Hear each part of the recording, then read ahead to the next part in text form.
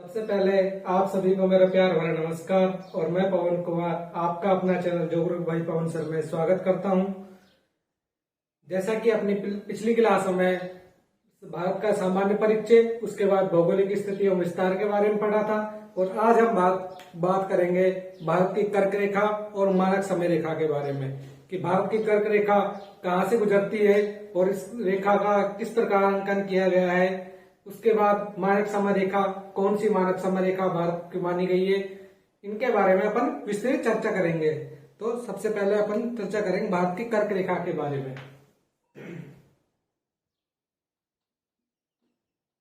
भारत की कर्क रेखा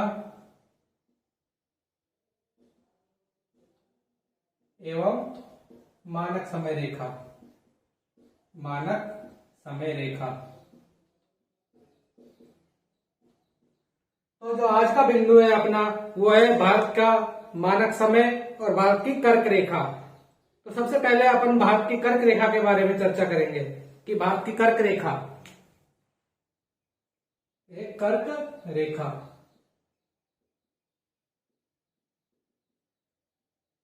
सबसे पहला क्वेश्चन तो यही बनता है कि कर्क रेखा कौन सी, किस रेखा को कर्क रेखा कहा जाता है और ये कहां से गुजरती है। तो कर्क रेखा एक अक्षांशीय रेखा है। कर्क रेखा एक अक्षांशीय रेखा है, जिस प्रकार ये अपनी पृथ्वी है। तो ये जो विषुवत रेखा है, 0 डिग्री अक्षांश रेखा, जिसे कहा जाता है 0 डिग्री अक्षांश रेखा या विषुवत रेखा। विषुवत रेखा, और इसको भूमध्य रेखा भी कहा जाता है। तो ये 0 डिग्री अक्षांश रेखा है, जो कि समांतर रेखा है और क्षैतिज रेखा है। इन रेखाओं को अक्षांशीय रेखा कहा जाता है।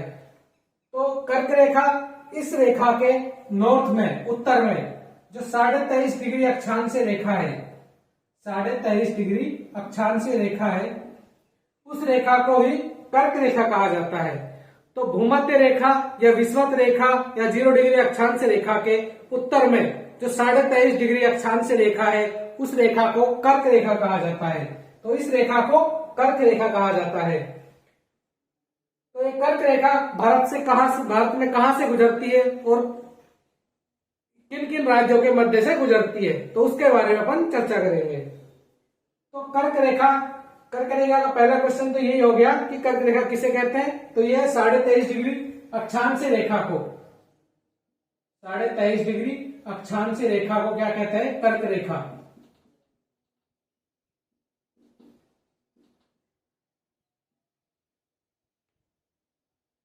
तो 23.5 डिग्री अक्षांश रेखा को कर्क रेखा कहा जाता है। इस रेखा के नाम और भी हैं, जैसे द ट्रॉपिकल ऑफ कैंसर। क्या है? The tropic of cancer.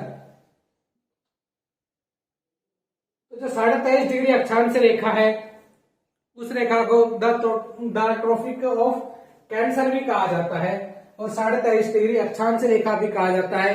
यह अक्षांश रेखा भूमध्य रेखा के नॉर्थ में 23.5 डिग्री अक्षांश रेखा को कहा जाता है। तो भूमध्य रेखा जो विषुवत रेखा है, उसी रेखा के नॉर्थ में, तो अक्षांश रेखा 23.5 डिग्री अक्षांश रेखा।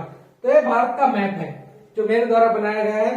तो ये कर्क रेखा जो रेड पेन से इंगित की गई है, ये कर्क रेखा के बारे में ही चर्चा की गई है। तो इस रेखा को क्या कहते हैं? कर्क रेखा।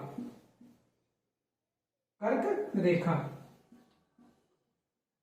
तो जो ये रेखा है रेड कलर से, क्षैतिज रेखा है, जो आडी रेखाएं हैं। खड़ी रेखा की बात नहीं कर रहा मैं, आडी रेखाओं की बात कर रहा हूं। तो ये जो आडी रेखा है, यही रेखा, इस रेखा, ये 23.5 डिग्री अक्षांश रेखा है ना, इसी रेखा को कर्क रेखा कहा है। और ये कर्क रेखा भारत के लगभग मध्य से गुजर रही है। देखो, भारत के नॉर्थ और साउथ में, दोनों के मध्य से, लगभग मध्य में, भारत को 2 भागों में विभाजित कर रही है। तो ये कर्क रेखा भारत को लगभग 2 भागों में विभाजित कर रही है। तो कर्क रेखा भारत के किन किन राज्यों से गुजरती है, उसके बारे में भी देख लेते हैं। तो सबसे पहले तो आता है गुजरात। जो पहला राज्य आता है वो आता है गुजरात।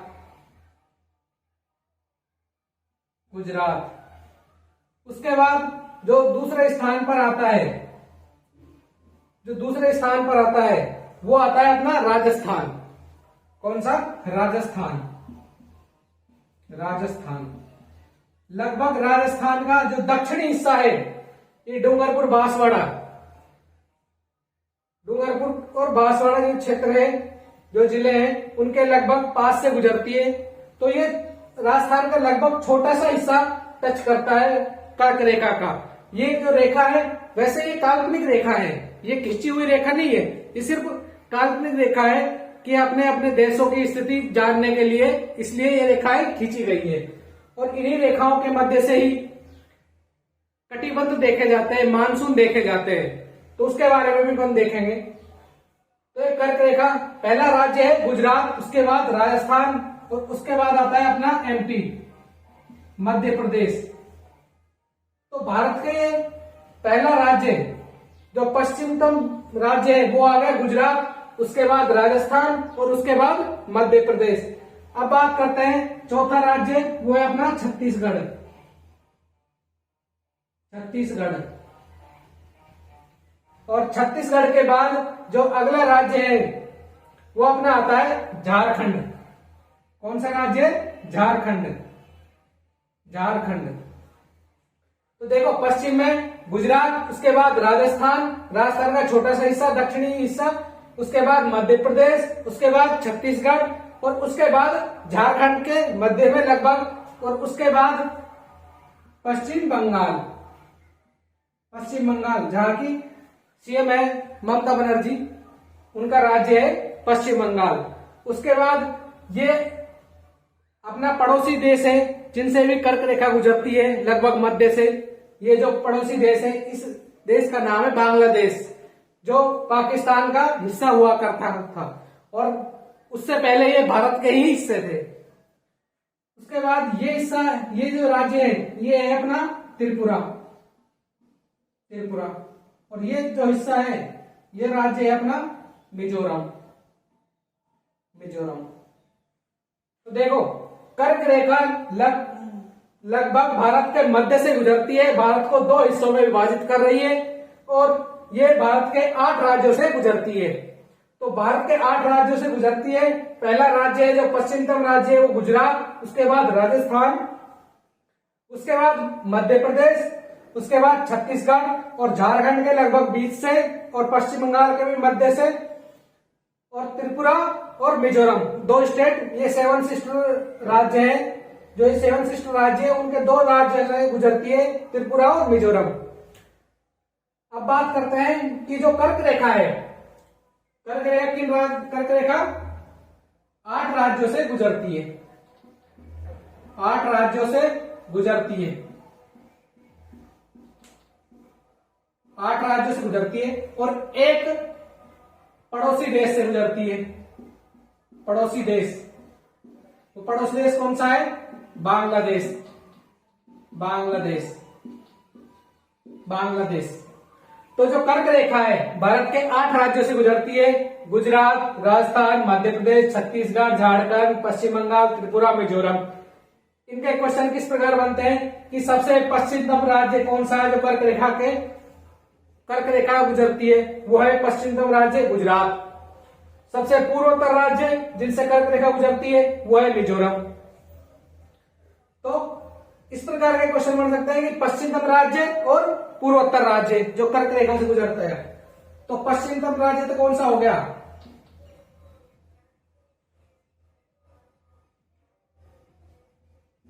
तो पश्चिमतम राज्य हो गया गुजरात। और जो पूर्वोत्तर राज्य है, पूर्वोत्तर राज्य कौन सा हो गया? ये हो गया अपना मिजोरम। मिजोरम। तो 2 प्रश्न तो इस प्रकार बन जाएंगे कि पश्चिमतम राज्य कौन सा है जो कर्क रेखा जहां से गुजरती है और पूर्वोत्तर राज्य कौन सा है। फिर भारत के कितने राज्य से गुजरती है? 8 राज्यों से। उसके बाद कर्क रेखा राजस्थान के लगभग छोटे से हिस्से से गुजरती है, जो दक्षिणी हिस्से बिल्कुल छोटे से हिस्से से गुजरती है। उसके बाद ऐसी कौन सी राजधानी है जो लगभग कर्क रेखा के मध्य, जिसके ऐसा कौन सा राज्य है जिसकी राजधानी के सबसे नजदीक से कर्क रेखा गुजरती है? तो ऐसा कौन सा राज्य है जिससे कर्क रेखा लगभग जिसकी राजधानी से मध्य से गुजरती है। तो कर्क रेखा के नजदीकी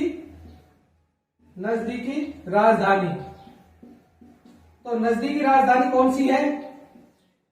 वो है अपनी रांची। झारखंड की जो राजधानी है वो रांची, लगभग रांची के मध्य से गुजरती है।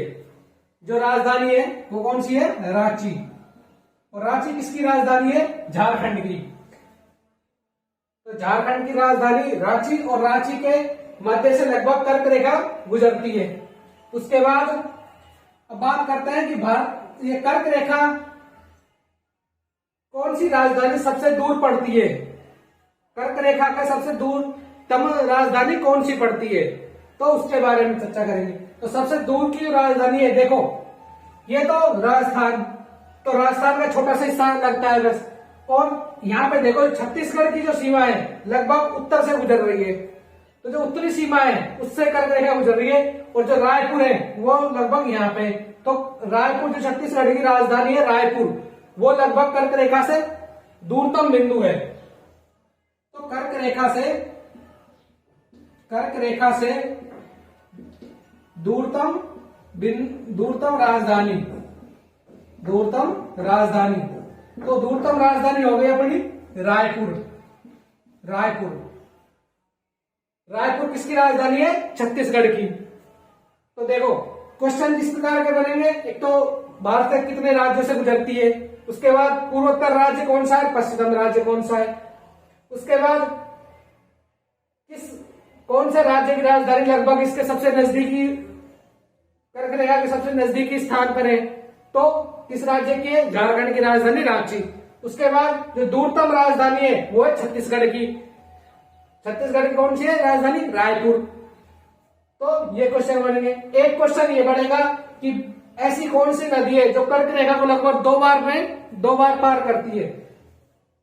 तो यहाँ पे जो माही नदी है वो लगभग कर्क रेखा को इस प्रकार 2 बार पार करती है, क्योंकि वो राजस्थान में प्रवेश करती है और उसके बाद ये गुजरात में प्रवेश करती है। तो इस प्रकार जो माही नदी है एकमात्र ऐसी नदी जो कर्क रेखा को 2 बार पार करती है। तो एकमात्र नदी जो कर्क रेखा को 2 बार पार करती है, 2 बार पार करती है।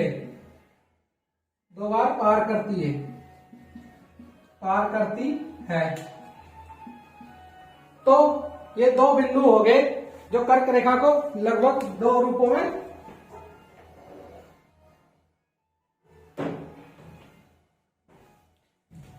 तो इस प्रकार एकमात्र नदी जो कर्क रेखा को 2 बार पार करती है, तो वो नदी कौन सी हो गई? माही नदी। कौन सी है? माही नदी।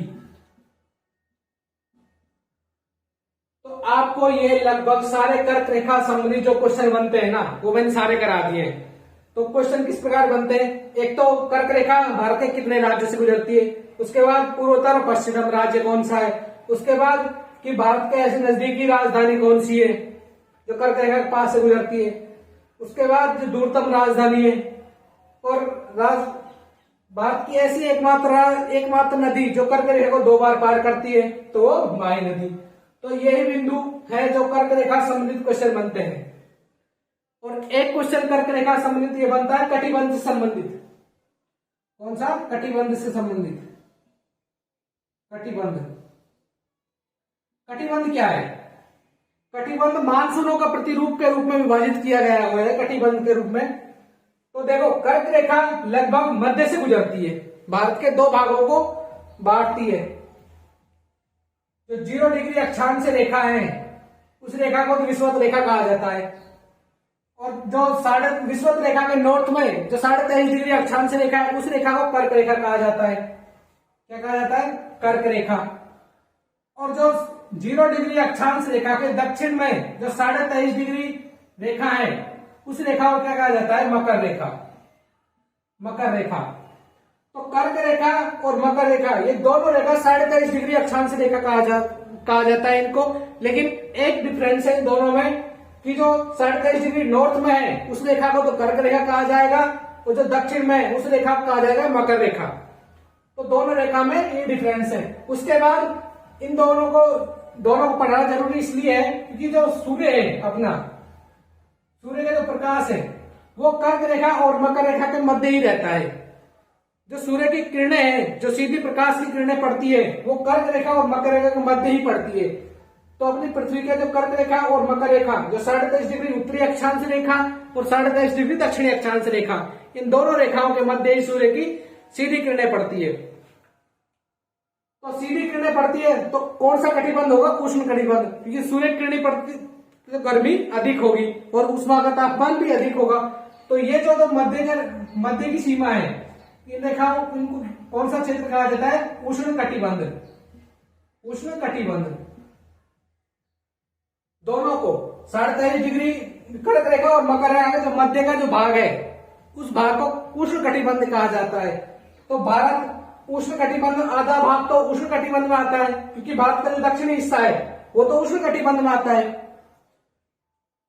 तो यहाँ पे तो सूर्य की किरणें जब जून के टाइम जो सूर्य की किरणें सीधी पड़ती है तो सर्वाधिक गर्मी कर्क रेखा के आसपास ही होती है। तो ऐसा भी क्वेश्चन बने कि सूर्य की जून के महीने में सर्वाधिक जो सूर्य की किरणें हैं वो सीधी किन राज्यों में नहीं पड़ती।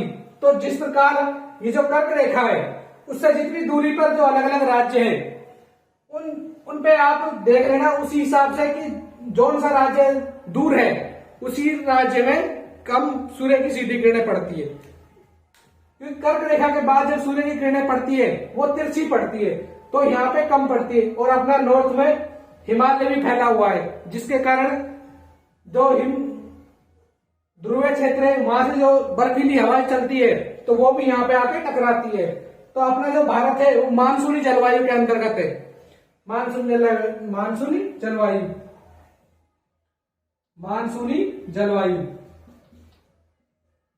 मानसूनी जलवायु। उसके बाद भारत उष्ण कटिबंध में, आधा क्षेत्र तो उष्ण कटिबंध में आता है। और उसके बाद जो नॉर्थ में हिस्सा है भारत का, जो आधा हिस्सा है वो किस में आएगा?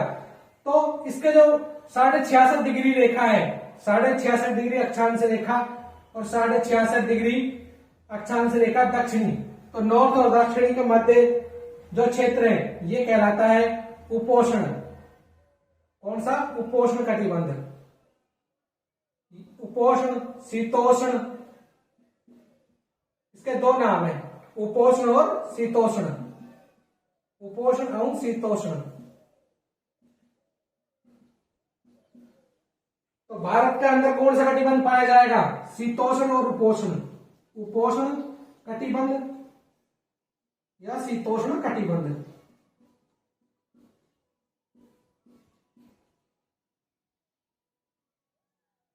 तो भारत के मध्य, भारत कर्क रेखा लगभग भारत को दो भागों में बांटती है, दक्षिणी हिस्सा और उत्तरी हिस्सा। तो दक्षिणी हिस्सा है वो उष्ण कटिबंध के अंतर्गत आता है और जो उत्तरी हिस्सा है वो शीतोष्ण या उपोष्ण कटिबंध के अंतर्गत आता है। तो कर्क रेखा संबंधित लगभग सारे क्वेश्चन मैंने करा दिए हैं। उसके बाद अब जो अगला पॉइंट है अपन पढ़ेंगे भारत की मानक समय रेखा, जो IST है, इंडियन स्टैंडर्ड टाइम, उसके बारे में अपन चर्चा करेंगे। तो सबसे पहले मैं इसको रिवाइज करा देता हूं कि भारत के लगभग मध्य से कर्क रेखा गुजरती है और भारत के 8 राज्यों से गुजरती है। भारत के 8 राज्य कौन कौन से हैं? गुजरात, राजस्थान, मध्य प्रदेश, छत्तीसगढ़, झारखंड, पश्चिम बंगाल, त्रिपुरा, मिजोरम। तो ये 8 राज्य हैं जिनसे कर्क रेखा गुजरती है। उसके बाद जो कर्क रेखा के पूर्वोत्तर राज्य कौन सा है? मिजोरम। और तो पश्चिमतम राज्य कौन सा है? गुजरात। अब बात करते हैं कि भारत से मध्य से कर्क रेखा गुजरती है वो रेखा किस राज्य की राजधानी के लगभग मध्य से गुजरती है? तो वो राज्य है झारखंड राज्य और राजधानी कौन सी है? रांची। अब इसी प्रकार दूसरा क्वेश्चन है कि वो कौन सा राज्य है जिससे कर्क रेखा लगभग दूरतम बिंदु से गुजरती है? दूरतम बिंदु से मतलब उसी राज्य से जिससे कर्क रेखा गुजर रही है। तो वो राज्य हो गया अपना छत्तीसगढ़, और राजधानी कौन सी होगी? रायपुर। राजधानी कौन सी होगी? रायपुर। अब बात करते हैं 82.5 डिग्री देशांतरीय रेखा के बारे में। 82.5 डिग्री देशांतरीय रेखा, दक्षिण जो 82.5 डिग्री पूर्वी देशांतर रेखा, पूर्वी देशांतर रेखा है।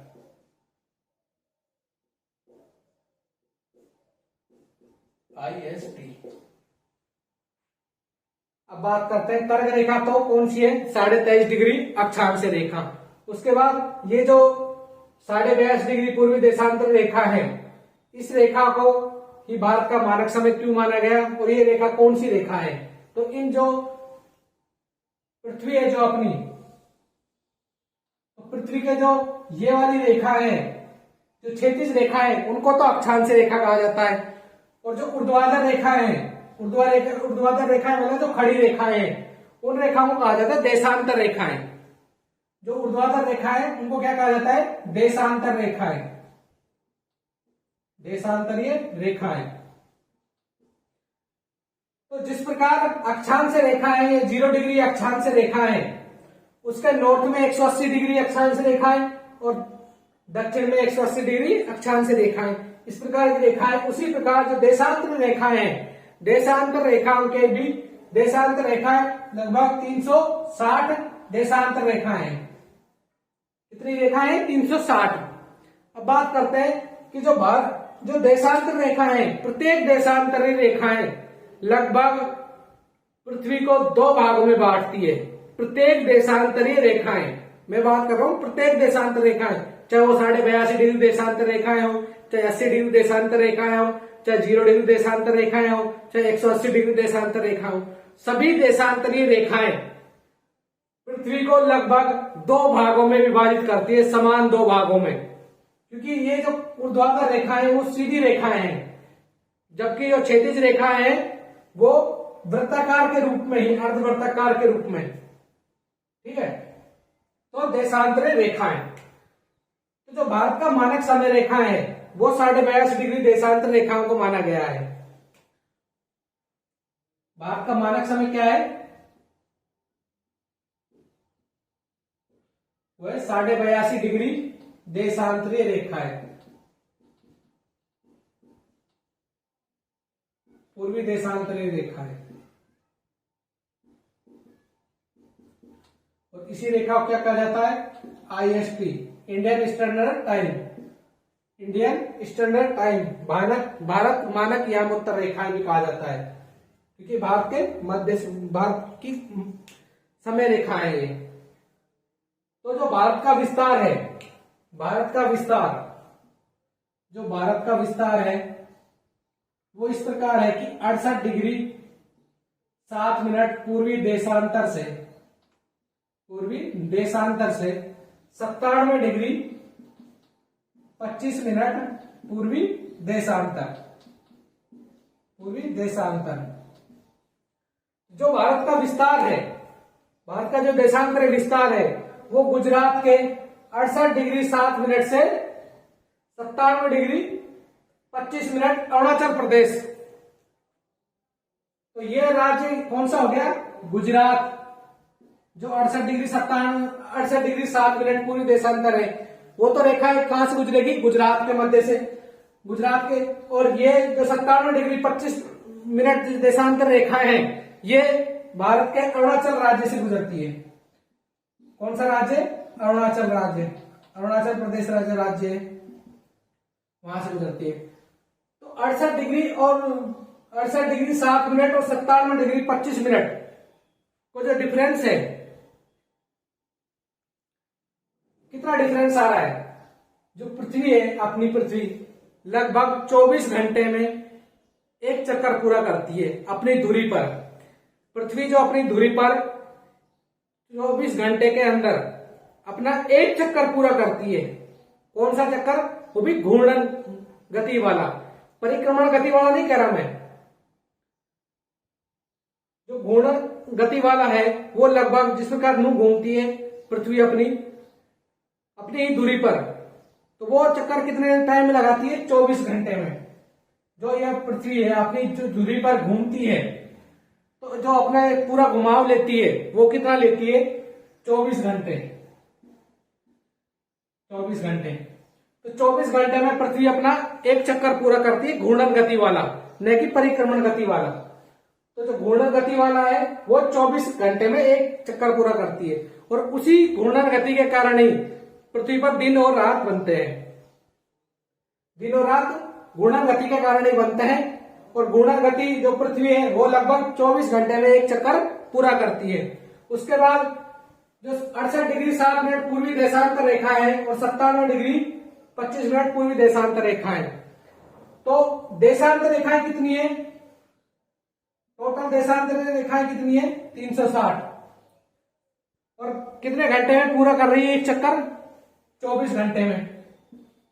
कितने घंटे में? 24 घंटे में। तो कितने देशांतर में?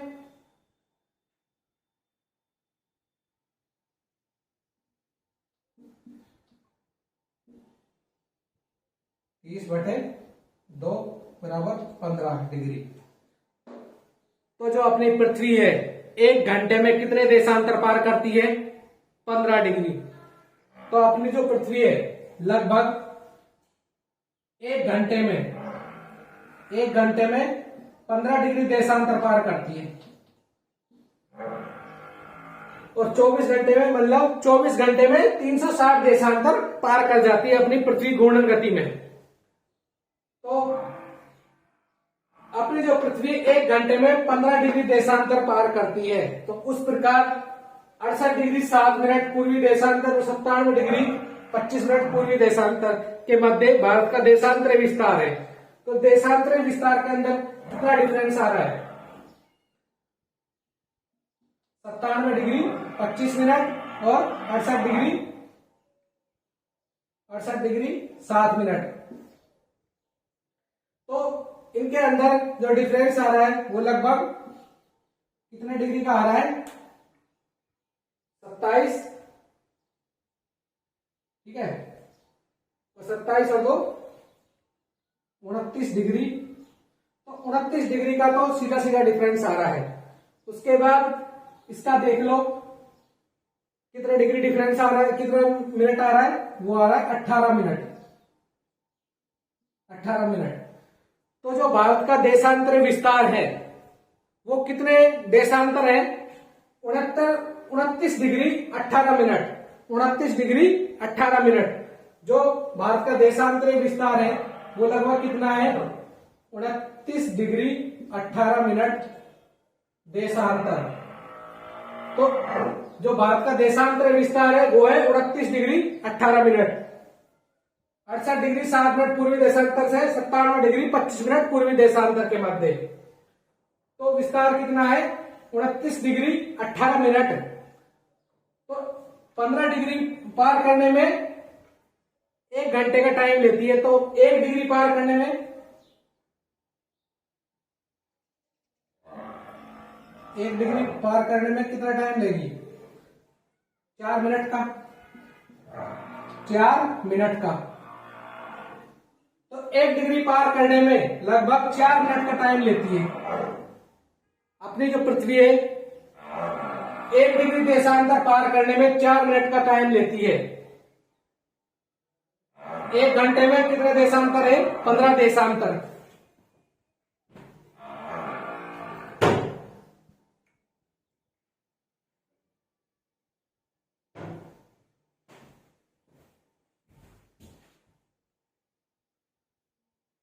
तो 1 डिग्री पार करने में 4 मिनट का समय लगती है, तो 29 डिग्री 18 मिनट पार करने में कितना टाइम लेगी?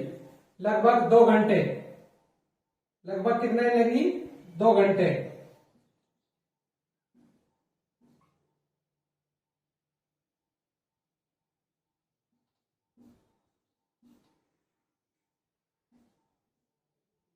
एक 116 मिनट तो 29 डिग्री को पार करने में, जो 29 डिग्री देशांतर है उसको पार करने में 116 मिनट का टाइम लगता है। तो अपने पास कितना है? 18 मिनट। 18 मिनट। तो 18 मिनट को पार करने में एक मिनट को पार करने में कितना टाइम लगता है? 4 सेकंड का। तो 18 चौके 36, कितना हो गया?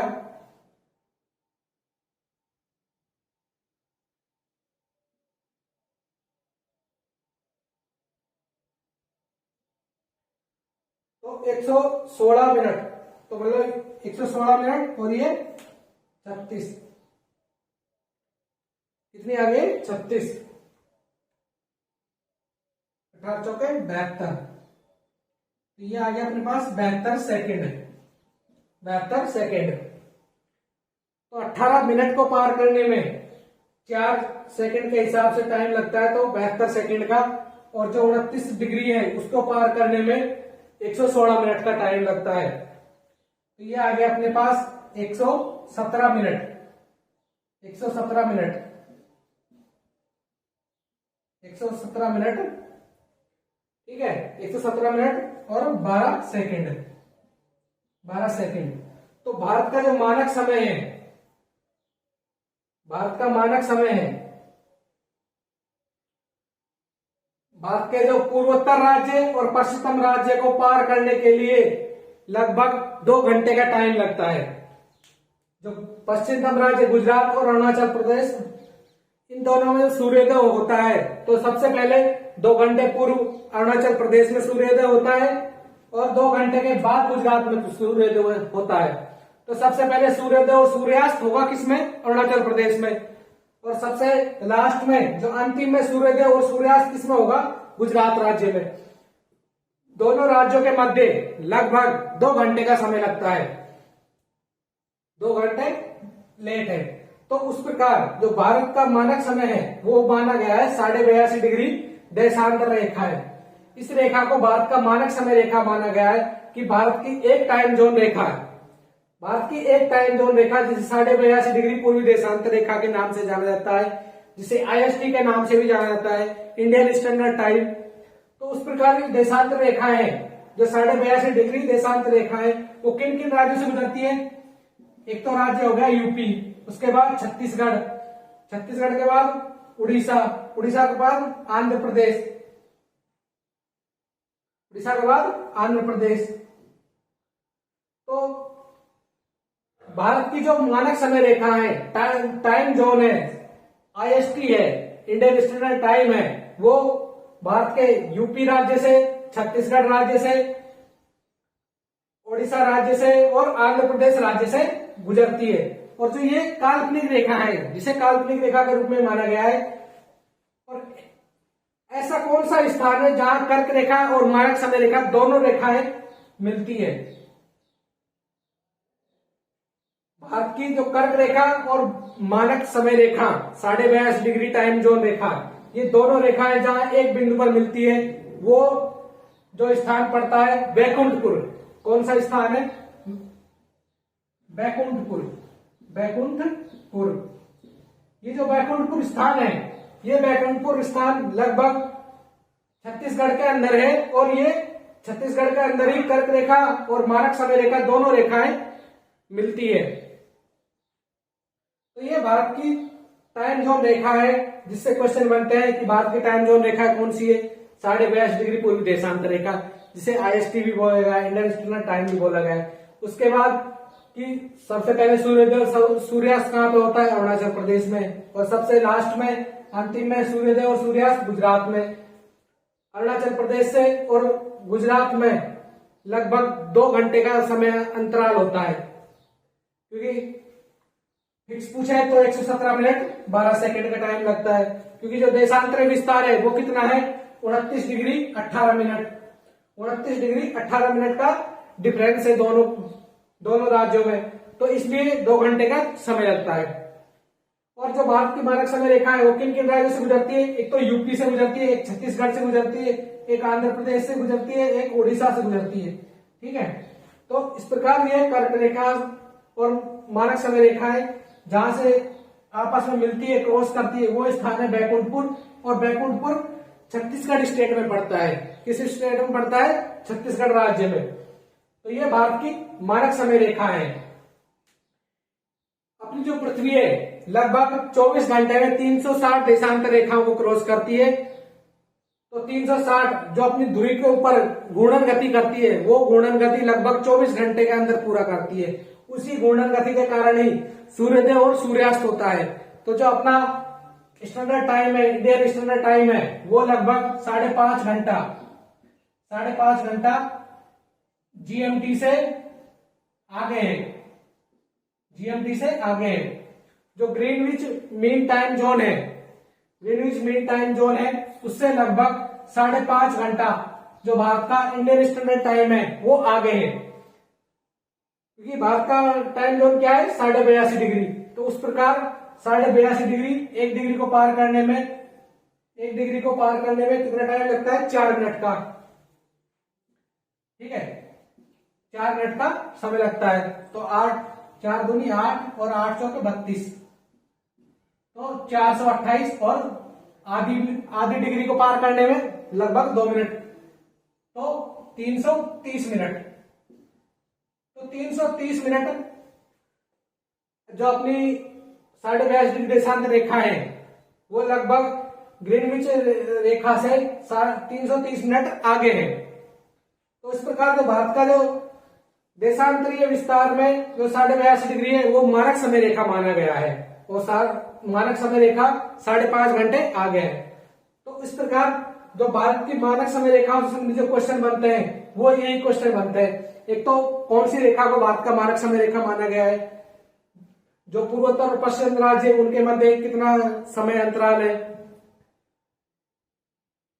और जो मानक रेखा है और कर्क रेखा दोनों के मध्य में जो बिंदु जो स्थान पर मिलती है, वो है बैकुंठपुर छत्तीसगढ़ राज्य में। किन किन राज्यों से गुजरती है, यूपी से, छत्तीसगढ़ से, ओडिशा से और आंध्र प्रदेश से। और 5.5 घंटे आगे है जीएमटी से। तो इस प्रकार ये अपना भारत का मानक समय रेखा है और भारत का मानक समय है। तो अपना सूर्योदय 5.5 घंटा जीएमटी से पहले होता है। तो ये था भारत का मानक समय रेखा है और कर्क रेखा के बारे में। तो अपने 3 जो टॉपिक हैं वो तो कंप्लीट हो चुके हैं। भारत का सामान्य परिचय और नामकरण, उसके बाद भारत का भौगोलिक विस्तार और स्थिति के बारे में। अब जो तीसरा बिंदु है वो भारत की कर्क रेखा और मानक समय रेखा। ये लगभग जितने क्वेश्चन बनने हैं इनमें मैंने बता दिया सारे को गौर करके। ठीक है, कर्क रेखा से जो क्वेश्चन बनते हैं और मानक समय रेखाओं से जो क्वेश्चन बनते हैं। अब आगे नए टॉपिक के लिए अपन कल मिलेंगे।